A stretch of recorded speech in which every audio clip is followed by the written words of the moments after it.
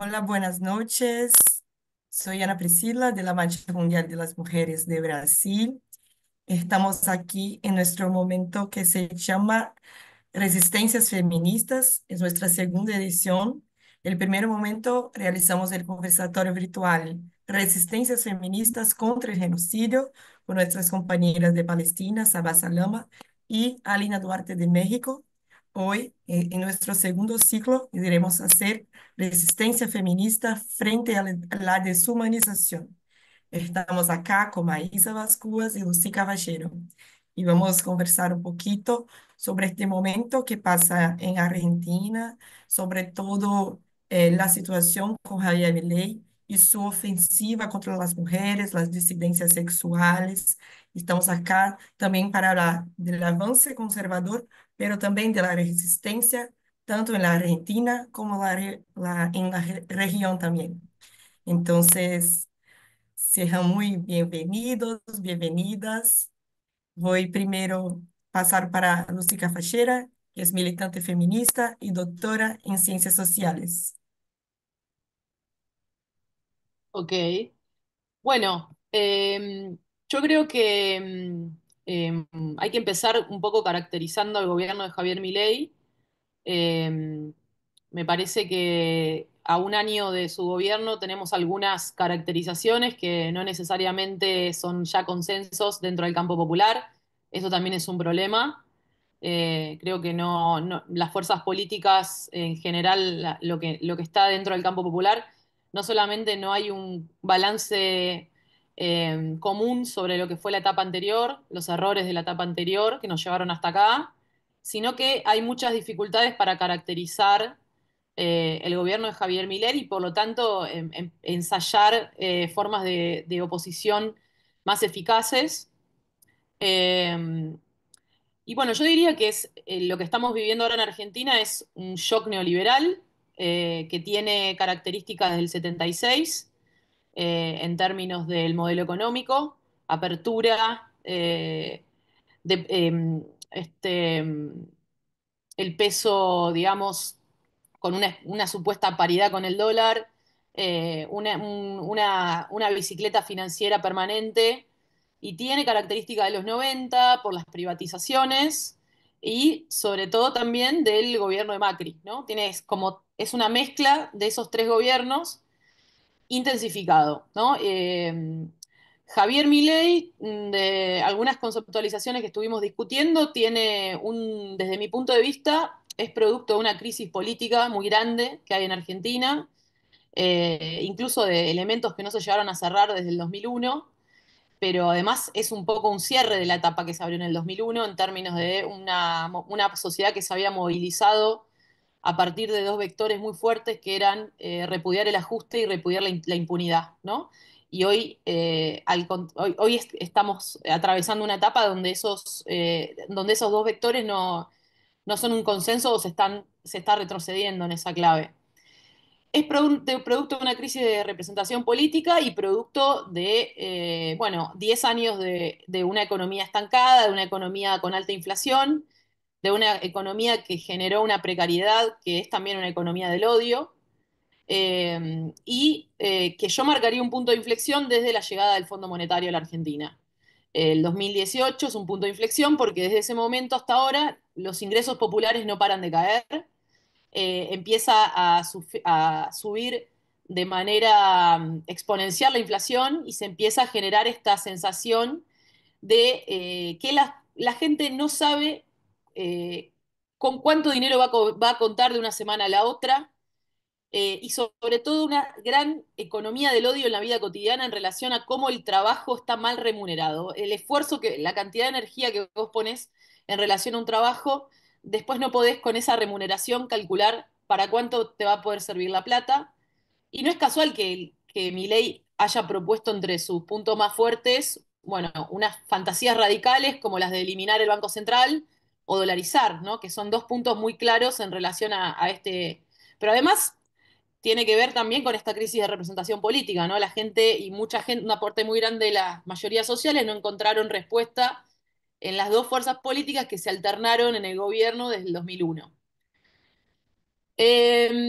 ¿Cuál es otro elemento que no hay que no, para mí no se puede subestimar y que me parece que no está discutido? Y aprovecho este espacio porque me parece en esa clave muy importante hacerlo desde una perspectiva latinoamericanista, una perspectiva del sur, es el elemento geopolítico, ¿no? Eso tampoco se está analizando con la necesaria seriedad que necesitaría nuestro campo. O sea, son muy pequeños los espacios que se están tomando en serio el momento geopolítico, que básicamente estamos en un reordenamiento de 360 grados en el orden mundial, en el medio de una guerra comercial entre Estados Unidos y China, una potencia hegemónica en decadencia que tiene una política específica para la región y esa política es la intensificación de las relaciones coloniales, la intensificación del extractivismo, eso es lo que expresa Milei también, y sobre todo, bueno, la colonización mediante la deuda, ¿no? La deuda como el gran mecanismo de colonización de nuestros países, de nuestro continente, entonces, él también es un emergente geopolítico de ese orden nuevo mundial. No podemos ser ingenuas porque si hubiera sido todo el contexto geopolítico y las elecciones la tuviera que haber ganado otro outsider, bueno, hubiera sido un outsider de izquierda, digamos. Este hombre está apoyado en los poderes más recalcitrantes del mundo, los fondos de inversión, las empresas extractivistas. eh, el Fondo Monetario está ahí, pero son sus puntos de apoyo. De hecho, él tiene una concepción del poder muy internacionalista. Cada vez que se siente amenazado va a buscar apoyo internacional, no solamente a la diplomacia de Estados Unidos, sino también y de Israel, sino también en redes de ultraderecha, ¿no? Una diplomacia de nuevo tipo, donde él se apoya en cumbres y en referentes, incluso que no tienen cargos públicos, pero que se va ahí a apoyar en su programa de gobierno. Dicho esto, ¿qué estamos discutiendo los movimientos? Bueno, ¿qué tipo de gobernabilidad expresa Milei? Para mí, Milei tiene una nueva gobernabilidad, si bien tiene estos elementos de otras etapas neoliberales. Milei gobierna a partir de tres vectores, que es la velocidad en la destrucción, una velocidad que pareciera antagonizar con cierta calma de los progresismos, con cierta idea de que esos progresismos nunca efectuaban lo que decían, una velocidad, una fuerza destructiva y una producción permanente de caos. Pero el punto más importante, esto me parece que es algo que tenemos que discutir también como estrategia, es que no hay algo del paradigma de negociación con los movimientos y de tratar de extraer una legitimidad a partir de la negociación con los movimientos que Milei desestimó. De hecho, no hay negociación posible, ¿no? Vos podés marchar, salir 1 millón de personas, y por supuesto que para mí eso hay que hacerlo porque vas acumulando una posición, pero al mismo tiempo sabemos que eso no se va a traducir en una mesa de negociación, no se va a traducir en alguna conquista inmediata, más allá de que el movimiento acumula, y eso nos plantea una gran discusión en términos de cuál es nuestra estrategia, ¿no? No alcanza con el momento de la movilización, hay que ensayar, hay una tarea específica en la reconstrucción del tejido social, que es lo que ellos también están apuntando a destruir. Entonces, esa es un poco la situación, un shock neoliberal que está significando desde mi punto de vista, estamos en un momento que puede ser bisagra para Argentina y para la región en términos de que finalmente Argentina se inserte en la División Internacional del Trabajo como un país pacificado, ¿no? Porque si hay algo que ellos vienen a hacer es a concluir un proyecto histórico, ¿no? Porque en Argentina la conflictividad, incluso la inflación, es expresión de esos actores sociales que no están dispuestos a resignar una inserción como meros exportadores de materia prima. Entonces, pues estamos en el riesgo de ir hacia un modelo como el de Perú, ¿no? Que puede haber 20 años la misma persona en el Banco Central y un índice de pobreza altísimo y relaciones sociales congeladas de alguna manera. Esperemos que no suceda porque la conflictividad es alta. Ahí, después, en ese contexto, el elemento antifeminista creo que tiene que ver con esta ultraderecha global que viene, que el elemento antifeminista es un pegamento simbólico, ¿no? De las derechas en este momento y tiene que ver con un proyecto histórico que es para mí atacar los movimientos que están defendiendo la vida, que están poniendo otros paradigmas, que están produciendo lideresas en los territorios, enfrentando el extractivismo. Tiene también una funcionalidad política en términos de encapsular el conflicto político al interior de la clase obrera, excitando pasiones fascistas. Y me parece que que tiene que ver con un proyecto histórico y donde el feminismo ha desestabilizado jerarquías en todos los ámbitos y ha planteado un modelo que tiene la vida en el centro, por más que suene a un eslogan, pero es clarísimo que hay algo de incluso nuestros ensayos de vida comunitarios que antagonizan con el modelo del individualismo propietario que propone la ultraderecha en este momento. Dejo por acá. Bueno, retomo algunas cosas que tira Lucy y planteo algunas otras. Yo coincido, comparto con Lucy esta cuestión de que Milei eh, es una experiencia, un laboratorio muy local en términos de este shock neoliberal del que habla Lucy o de esta reconfiguración del neoliberalismo sobre otras bases, algunas que, que ya venía mostrando desde hace más de 20, 30 años, pero también esta idea de que, bueno, a contrapelo de cómo él se presenta, esta idea de fenómeno barrial, también es una expresión de un fenómeno global, de una reconfiguración geopolítica a nivel global, una transformación brutal del capitalismo en esta etapa financiarizada, algorítmica, rapaz, eh, caníbal, digamos, ¿no? En un contexto donde se está discutiendo y reconfigurando las relaciones de poder a escala global, en un mundo en transición en términos geopolíticos, de un mundo unipolar a un mundo por lo menos multipolar, digamos, ¿no? Donde la hegemonía norteamericana tan unívoca que predominó durante tanto tiempo se pone en tensión. En ese contexto, y en un contexto de un capitalismo con un crecimiento estancado desde hace muchísimo tiempo, pandemia de por medio, yo creo que la pandemia también es un elemento importante para entender o para explicar de algún modo la emergencia de estas extremas derechas y de estos fenómenos libertarios, anarcocapitalistas en este caso, pero que entonces me parece que hay un elemento global que explica eh, el surgimiento de este tipo de fenómenos, ¿no? Como respuesta a esa crisis, como respuesta y como respuesta activa, digamos, ¿no? Una respuesta que busca relegitimar los términos del neoliberalismo, sustentados sobre las nuevas tecnologías, la concentración veloz y a una velocidad increíble de la riqueza, que significa una transferencia enorme de recursos hacia los sectores concentrados de poder en términos económicos, digamos, ¿no? Quizás como nunca antes vimos también. Eso en este último año bueno, la iniciativa de este gobierno en términos de destrucción del aparato institucional del Estado, de las políticas sociales, de todo lo que es el entramado social de intervención estatal, es veroz detrás de aquella idea del mercado se regula solo, digamos, ¿no? Como esa es una primera idea que este gobierno busca construir legitimidad muy fuertemente con esta idea de, bueno, desmantelar el Estado social que, que quedaba en pie, digamos, ¿no? Con las consecuencias que eso trae en términos de reproducción de la sociedad en su conjunto. Detrás de un discurso bastante canalla que tiene que ver con la crisis fiscal, ¿no? La discusión sobre la fiscalidad.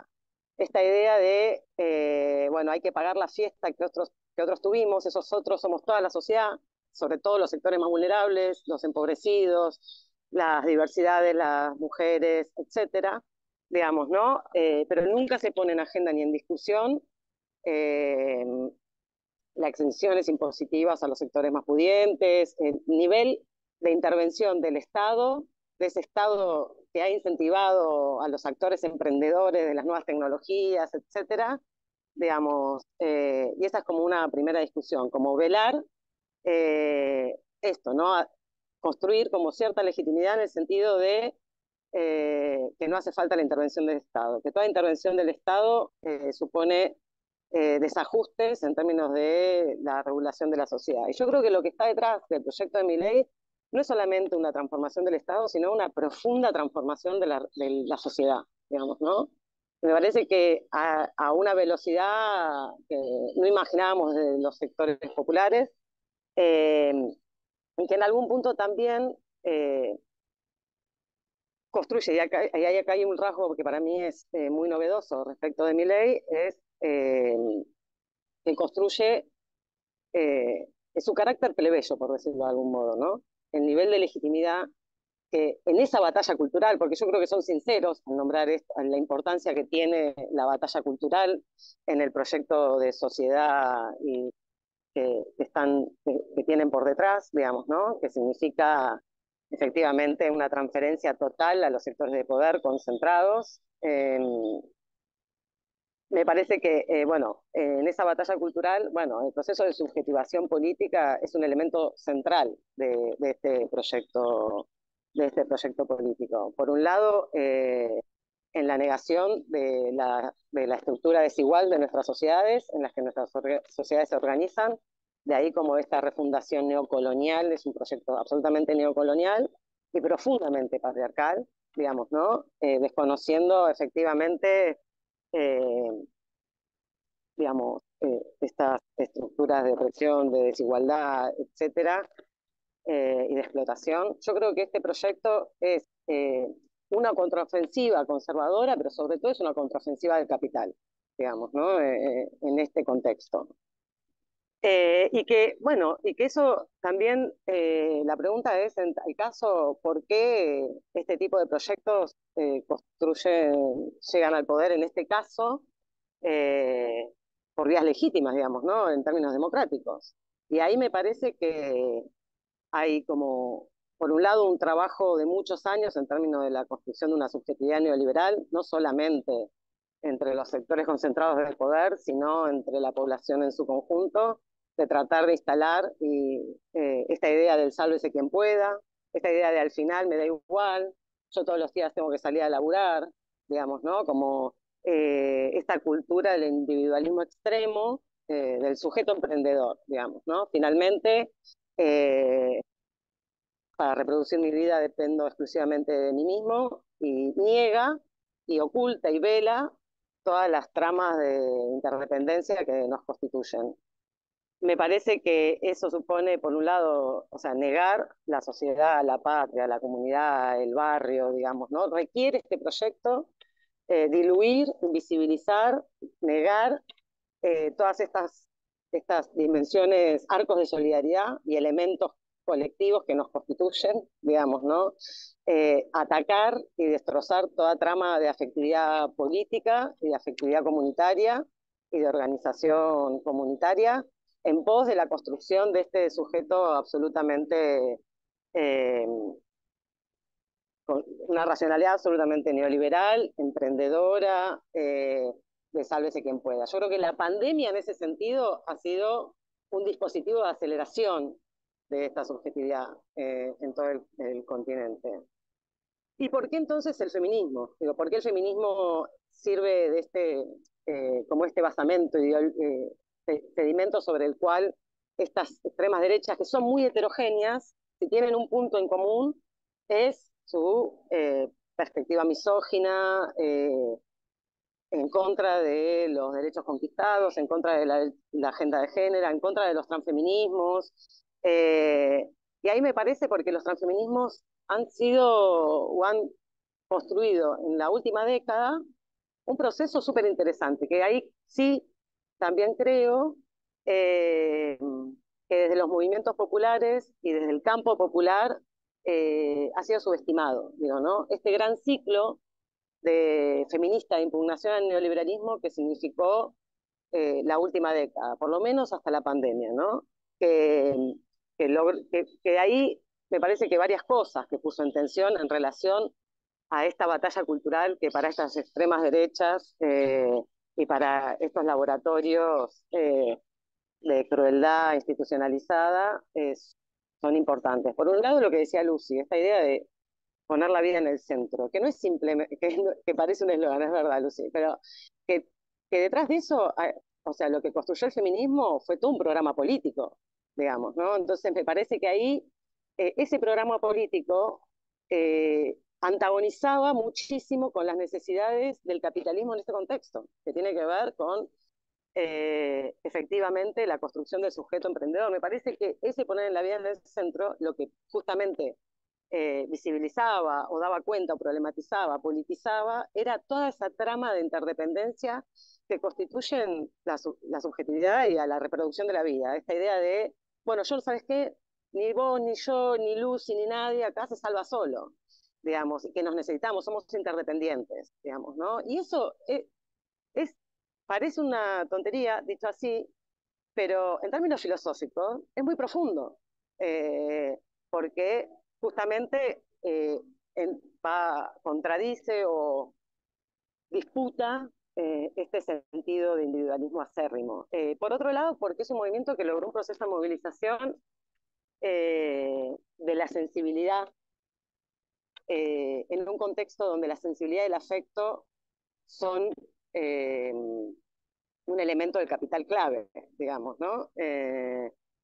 Y de una sensibilización que fue no solamente contra la violencia machista, que por supuesto lo fue, sino contra la precariedad en todas sus formas. O sea, si uno mira el proceso en Argentina, en Chile, en otros países, la discusión era contra las privatizaciones, por ejemplo en Chile con la FJP, acá Lucy fue una de las compañeras que sobre todo puso siempre en discusión la cuestión del endeudamiento, ¿no? Las consignas de vivas, libres y desendeudadas nos queremos. Bueno, lo que buscaba era justamente eh, lograr visibilizar esos interconectores que existen entre la violencia machista y la violencia patriarcal. Entonces, yo ahí creo que me parece que la derecha leyó muy bien eh, el peligro que este proceso feminista, por lo menos en América Latina, con estas características que, a mi juicio, fueron profundamente antineoliberales. Para mí fue un ciclo de impugnación al neoliberalismo, reactualizó ese ciclo de impugnación al neoliberalismo que a fines de los 90 lo habían protagonizado movimientos populares, movimientos indígenas, etcétera, porque justamente me parece que ellos reconocen, y yo creo que ahí hay un punto que tenemos que pensar bien en el campo popular, es el lugar de la batalla cultural, tal como ellos lo llaman, la construcción del proyecto político de futuro. Y lo dejo ahí porque la hice muy larga. Gracias, Maísa y Lucy. Maísa es investigadora del Instituto Tricontinental. Siempre increíble escucharte. Y ustedes trajeron algo que es muy importante, que es justamente la base material de nuestra opresión, que es justamente esto de poner la vida en el centro, porque muchas veces nos apuntan como las que no están atentas a la economía, pero esto es economía y es también nuestra resistencia. Entonces, esto es muy importante y también es como parte de un proceso internacional que afecta a nuestra integración regional. Vimos esto con Bolsonaro, ahora con Milei. Esto afecta a nuestro proyecto y es importante también porque así es importante empezarmos a crear nuestras alternativas. Y nosotras, mujeres, muchas veces somos, y nosotras feministas, somos ponidas como las culpables de la victoria de Milei, de Bolsonaro, pero somos la resistencia, en la verdad, ¿no? Somos la resistencia. Entonces, si ustedes pudieran hablar un poquito de las experiencias de resistencia de las mujeres, del pueblo negro, de la población LGBTQIA+, en Argentina, en la región, sus alternativas para este momento, este proceso de resistencia en una ofensiva internacional, pero también local contra nuestras vidas. Bueno, sí, me parece que el proceso de resistencia, como dice, ahí me parece un punto importante de lo que dice Maísa, ¿no? De primero partir de esos saldos ganados en la etapa de movilización, en el último ciclo de movilizaciones, que sí, que tienen que ver con un feminismo antineoliberal, un feminismo que pudo trazar la conexión entre violencias económicas con violencias por razones de género, pero que también por lo menos abrió la discusión sobre el racismo en Argentina, ¿no? No había pasado con esa intensidad en otros movimientos, no porque sea algo saldado, nunca está saldado, pero sí había una cerrazón muy fuerte de pensar el racismo en Argentina, por ejemplo, y me parece que el movimiento feminista eh, interpeló desde ese punto, generó alianzas, incluso espacios donde las heridas históricas y las distancias que hay, porque no es lo mismo una militante de Buenos Aires con una compañera mapuche, pero sí se generaron instancias donde esas heridas históricas se pudieron politizar y que sí se que tramaron conexiones y son puntos que están abiertos y me parece que eso es muy importante, hay muchos saldos de esa etapa. Luego toda la ganancia en términos del trabajo, ¿no? De cómo se dio vuelta el paradigma de qué se entiende por trabajo.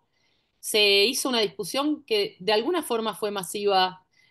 Podemos decir, no sé si todas las personas conocen lo que es la economía popular, pero todas en algún momento una parte muy grande del país estaba preguntando por qué el trabajo doméstico no estaba recuperado, no estaba remunerado y cómo era importante también dividir las tareas en el hogar y demás.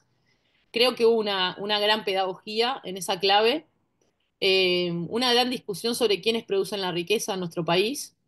Y bueno, intentamos también desde distintos colectivos llevar ese proceso de politización al rol del endeudamiento, incluso a la crisis habitacional. Hubo una mirada feminista en el acceso a la vivienda desde muchos puntos de vista, desde los procesos populares de urbanización, del acceso a la vivienda del alquiler.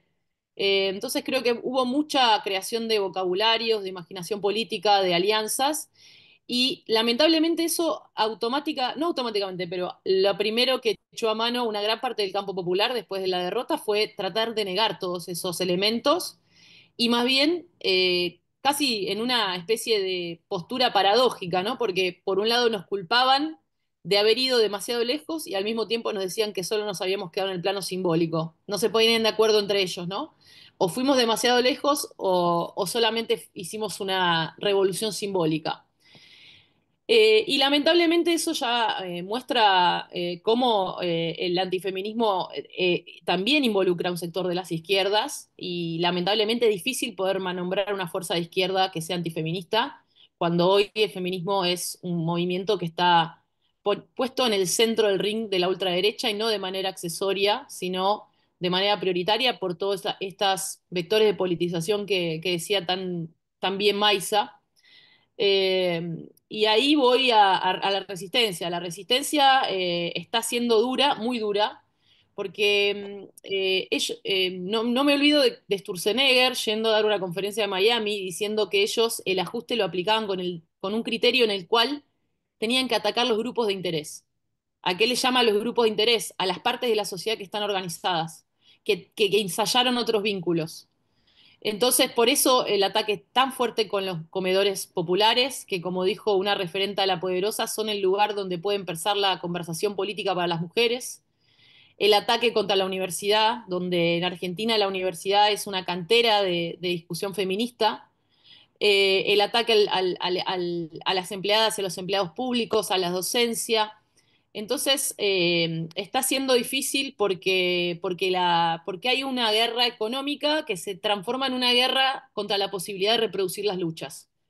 Tengo miles de compañeras, no miles, pero conozco muchas compañeras que dejaron que tienen que trabajar más horas, incluso las compañeras del barrio que estaban tomando protagonismo social en los comedores tuvieron que volver al ámbito doméstico porque ahora el comedor cerró o porque ya no tienen espacio para hacer política, porque hay que agarrar más changas, inventarse más cosas y porque nada alcanza. Entonces, no se puede pensar la resistencia por fuera de la guerra económica contra la reproducción social que está sucediendo en Argentina.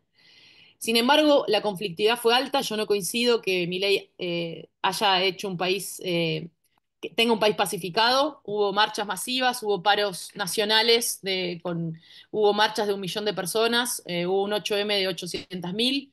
Hubo una marcha antifascista en el 1 de febrero que por primera vez salimos a la calle de a cientos de miles bajo la consigna del antifascismo y del antirracismo. Está habiendo mucho movimiento, mucha vocación de hacer alianzas transversales.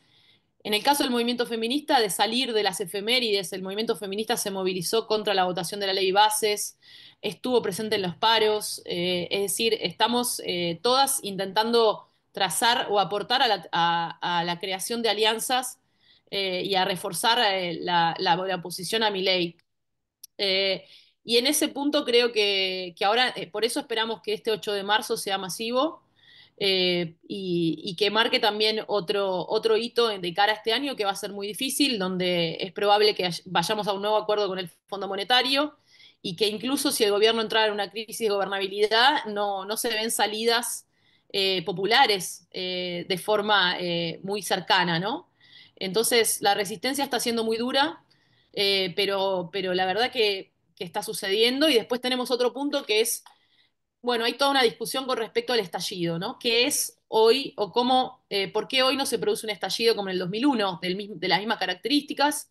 Y ahí creo que hay unas discusiones interesantes, ¿no? De cómo hay una serie de mecanismos que de alguna manera individualizaron o que individualizan a la gente y hacen que la crisis estalle en los hogares como puede ser la violencia por razones de género, pero por ejemplo, a diferencia del 2001, hoy estamos con un sobreendeudamiento, por lo tanto, se aplazan los efectos del ajuste mediante el endeudamiento y una serie de cambios que hay que seguir mapeando para entender, bueno, por qué no hay una protesta social tan masiva y tan permanente en relación al nivel de destrucción que está planteando el gobierno.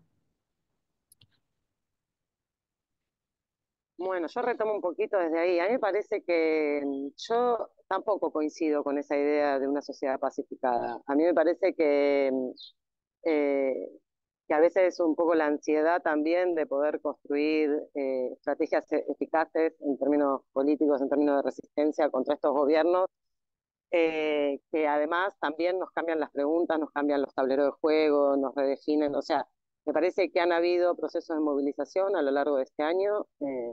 Bueno, Lucy mencionaba, los trabajadores estatales, digo, ¿no? El nivel de destrucción que está haciendo y la resistencia de los trabajadores estatales es importante aún con niveles de miedo, porque este gobierno otra cosa que utiliza es el miedo, digamos, ¿no? Impone terror, impone miedo, en eso me parece que esto que decía Lucy, de que tiene elementos de la década del 70, impone temor, impone miedo entre los propios trabajadores, y aún así hubieron instancias importantes en términos colectivos, pero también en distintas áreas que están siendo desguazadas. Yo estoy muy cercana a lo que está pasando en la Secretaría de Derechos Humanos, en el Movimiento de Derechos Humanos, los trabajadores estatales generan procesos de organización. Lo que sucede también es un poco lo que dice Lucy, la efectividad que en otros momentos tenía las estrategias que desplegábamos, hoy al momento, porque yo creo que es un momento también, parecen inocuas, pero me parece que esos procesos de resistencia están.